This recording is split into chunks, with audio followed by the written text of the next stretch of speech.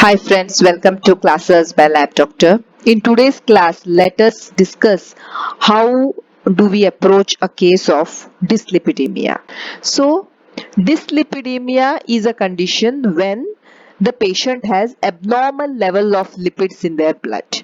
So, it could be, they are having high LDL or bad cholesterol or low level of good cholesterol or HDL cholesterol. They're having high triglyceride or high cholesterol. So any of these can be present, and the abnormal level of lipids when we see in a patient, we call that it is dyslipidemia, deranged lipid profile. So this dyslipidemia can be classified as primary and secondary. Primary, that is because of certain genetic factors, like it could be familial combined hyperlipidemia, or it could be familial hyper-apo-beta lipoproteinemia, which occurs because of the mutations in the group of LDL lipoproteins, and familial hypertriglyceridemia, or homozygous familial or polygenic hypercholesterolemia, which happens due to the mutation of LDL receptors. So in these conditions, their lipid profile will be deranged because of either the genetic changes which have made the receptors not functional properly, or the carrying of the lipoproteins is not happening properly. So any of these conditions can lead to deranged lipid profile. So that is primary dyslipidemia. And very common is secondary dyslipidemia, secondary to certain conditions, secondary to obesity. That is why their lipid profile is deranged. Secondary to diabetes, hypothyroidism, alcohol overuse, polycystic ovarian syndrome, metabolic syndrome, excessive consumption of fat, hormonal disturbances, inflammatory bowel disease, all these can also cause derangement in the lipid profile. So whenever we talk about dyslipidemia, we see which are these candidates who are more prone for derangement of their lipid profile, in whom we can expect that their lipid profile report will not be good. We expect their bad cholesterol is high, their good cholesterol is low, they will have increased cholesterol, increased triglycerides, something like that. In people who are obese, whenever we see who is a person who is obese, we expect their lipid profile will be deranged. Not that all obese people will have dyslipidemia. These are the people who are at risk.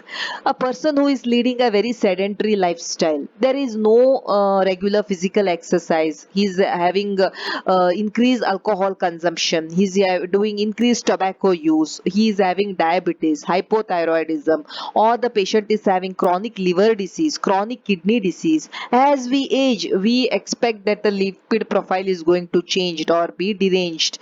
If they are consuming a diet which is high in trans fats or saturated fats, or if there is a family history with parent or grandparent having dyslipidemia, we say that they are at risk of developing this deranged lipid profile.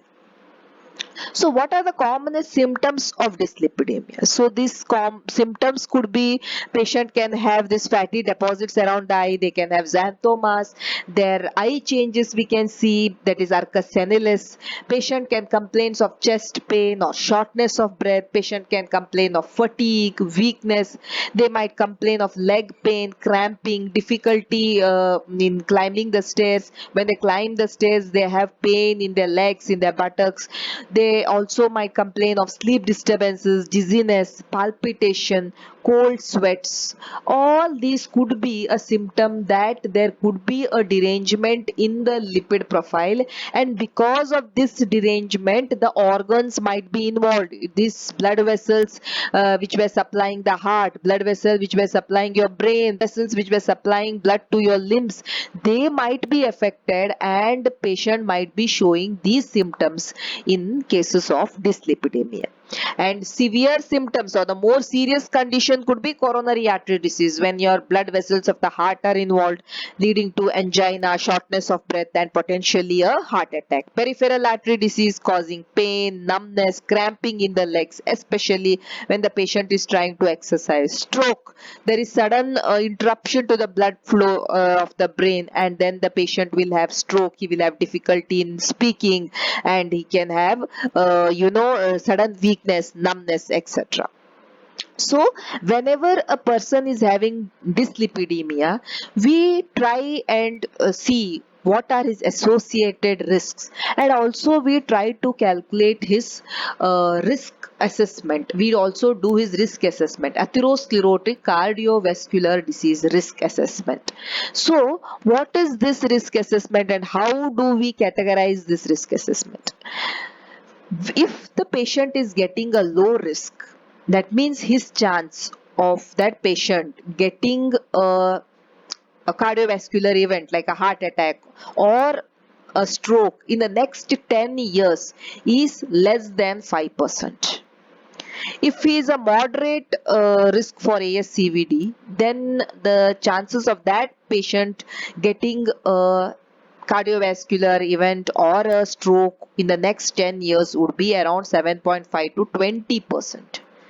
If he is at a high risk, the chances would go up to 20% of him getting a heart attack within the next 10 years. And if he's an extremely high risk, his chance of getting a heart attack or stroke would be around 30% in the next 10 years. So this categorization of risk help us in many ways in treating the patient, to make lifestyle changes, to monitor their treatment, to put them medicines which can really work and reduce the risk.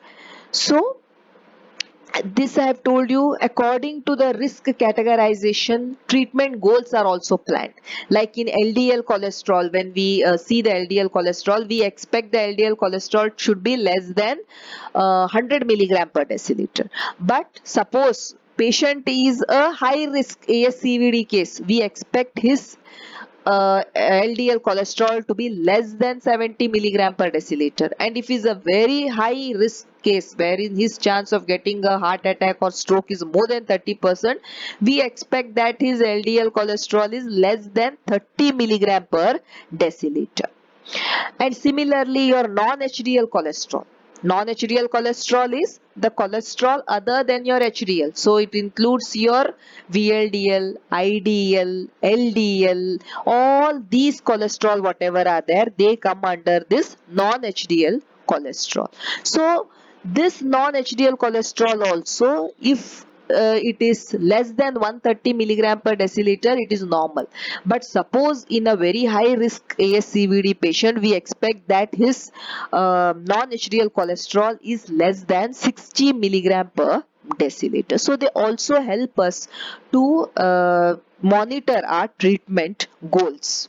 This is what I was telling. The patient is assessed whether he is at a low risk, intermediate risk or a very high risk, and we take certain actions according to the risk factors. Like suppose if he is a very low risk, only lifestyle intervention would be necessary. But suppose if the patient is at a very high risk, active monitoring, active counseling, lifestyle changes, treatment monitoring, etc. would be necessary for such patient. And also the aim of lowering the LDL to certain extent, lowering the non-HDL cholesterol to certain extent would be required. So now how the treatment is given?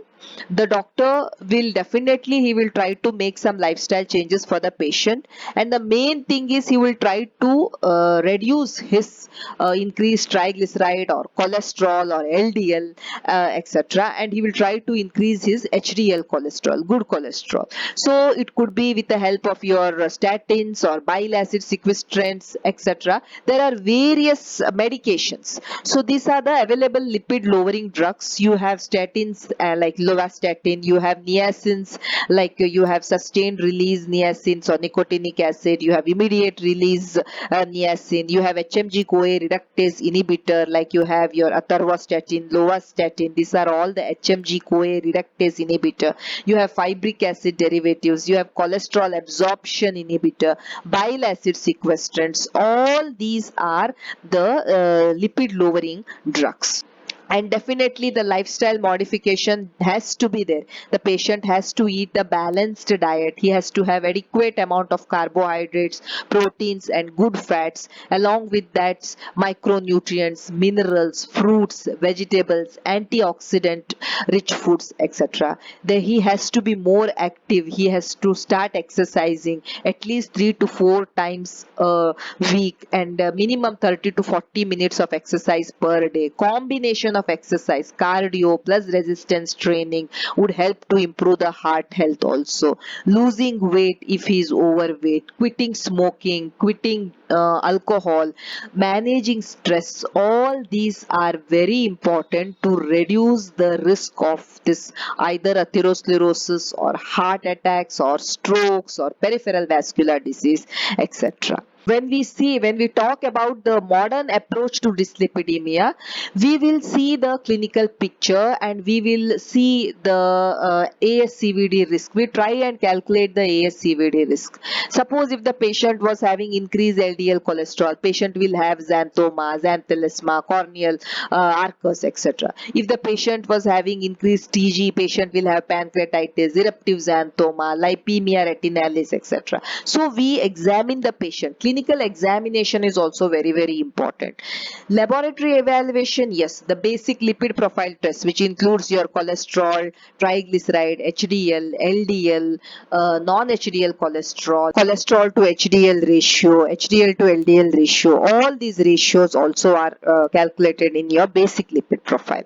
And in certain condition we do consider the extended lipid profile, like wherein you have ApoB100, you have your ApoA1 or lipoprotein little a, all these parameters also. Not that they are done in every cases. When the doctor feels yes there is a requirement to do this, his lipid profile is very much deranged, patient is very young, patient has suffered a heart attack, there is a family history of heart disease, whenever the doctor wants to monitor the treatment, how efficiently the treatment is working, and such cases and all, when the patient is at a higher risk, the doctor want to correlate clearly, that time they might order like such test also, lipoprotein little a, ApoB100, ApoA1, etc. So these tests also will provide us with the additional information.